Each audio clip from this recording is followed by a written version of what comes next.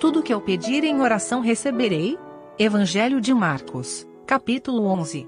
Comentário de Mário Persona.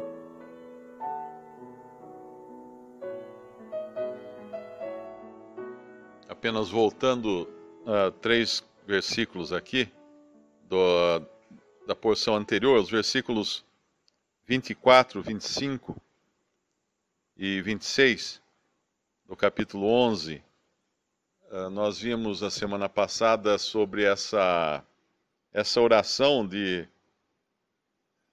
erguer o monte e lançar-se ao mar, e de como depois isso aqui vai inclusive ser feito por aqueles durante a grande tribulação que irão orar a Deus, e Deus vai responder também, vai cuidar deles, vai abalar a terra, vai fazer muitas coisas atendendo às orações daqueles que irão passar pela grande tribulação, que serão os judeus, o remanescente de judeus fiéis.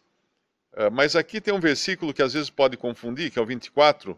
Por isso vos digo que tudo o que pedirdes orando, crede que o recebereis e tê-lo-eis.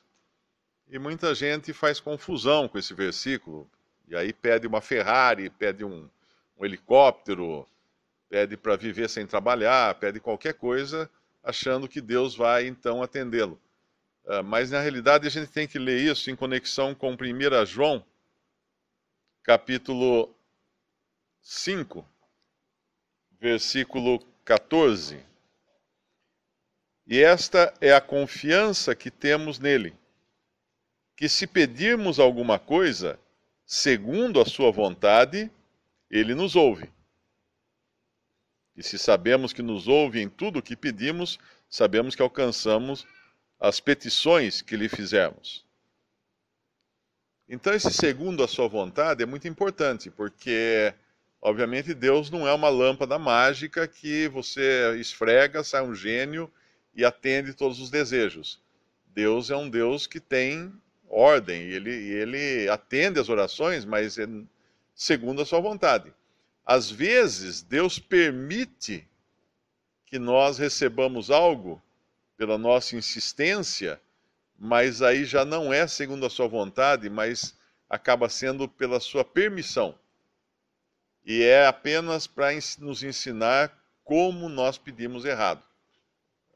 Porque aí aquilo que nós pedimos, obviamente, só vai dar trabalho, só vai ter problema, e aí nós vamos descobrir que não era a vontade de Deus. Nós insistimos tanto naquilo e não era a vontade de Deus.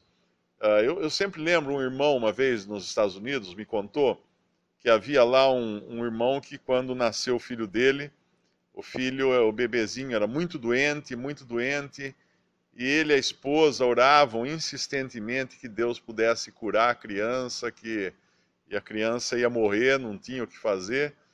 E foi tanta a insistência que Deus permitiu que a criança saísse daquela situação.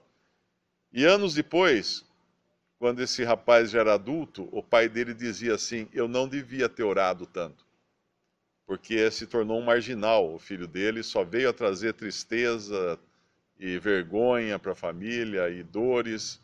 Então, muitas vezes nós temos que orar, mas entendendo qual é a vontade do Senhor. Mas como que nós vamos entender qual é a vontade de Deus? Eu, quando eu era garoto, eu sabia até onde eu podia pedir as coisas para meu pai.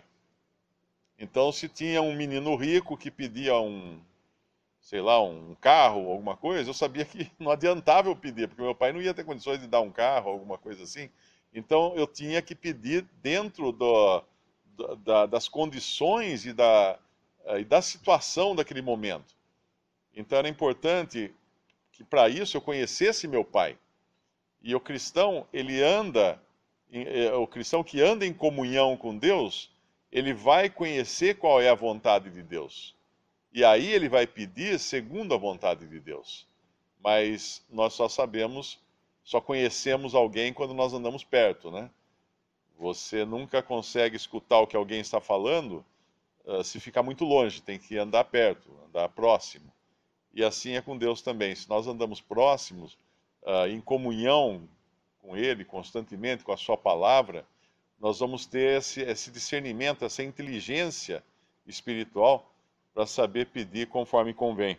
E o outro versículo aqui, que é apenas lembrando esse 25, quando estiverdes orando, perdoai, se tendes alguma coisa contra alguém, para que vosso Pai que está nos céus vos perdoe as vossas ofensas, mas se vós não perdoardes, também vosso Pai que está nos céus vos não perdoará as vossas ofensas. Isso aqui eu entendo que pode ser interpretado de duas maneiras, porque nós sabemos que o cristão, quando ele creu no Senhor Jesus, ele foi perdoado de todos os seus pecados.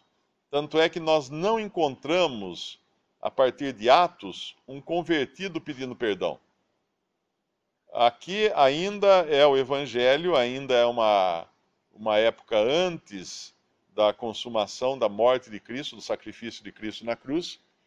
E esse perdão também pode ser um outro tipo de perdão, né? Porque a Bíblia, nós encontramos dois tipos de perdão na Bíblia. Nós encontramos o perdão administrativo, vamos chamar assim, e o perdão judicial.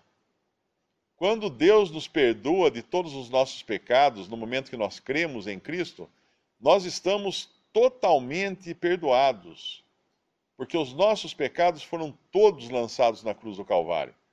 A partir daí, nós só precisamos confessar os nossos pecados, porque lá em 1 João ensina que nós confessamos os nossos pecados, temos um advogado perante o Pai, o qual é fiel e justo para nos perdoar os pecados. Então, esse perdão nós já temos.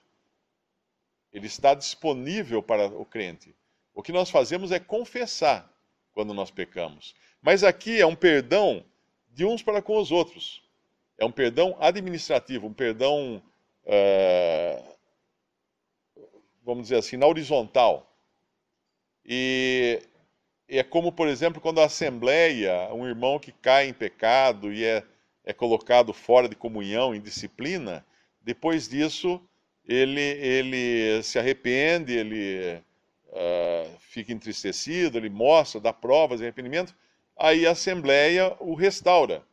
Essa é uma forma também dele estar sendo perdoado, mas não diante de Deus, porque o perdão de Deus ele já tinha quando creu em Cristo.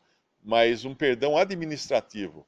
Então esse é o perdão horizontal, quando eu perdoo o meu irmão, e obviamente eu tenho benefícios quando eu faço isso. Eu não sei se algum irmão poderia explicar melhor do que eu isso daí. Talvez um versículo que ajude nisso é Colossenses 3. Colossenses 3, versículo 13. Suportando-vos uns aos outros e perdoando-vos uns aos outros, se algum tiver queixa contra outro, assim como Cristo vos perdoou, assim fazei vós também. Então, esse perdão que nós praticamos por termos sido perdoados, não para sermos perdoados, mas por termos sido perdoados. É diferente da lei, quando era uma relação de causa e efeito. Eu precisava perdoar para ser perdoado. E agora nós fomos perdoados de todos os nossos pecados. E porque fomos perdoados, nós perdoamos. Não para receber alguma coisa em troca, mas porque nós já temos esse perdão.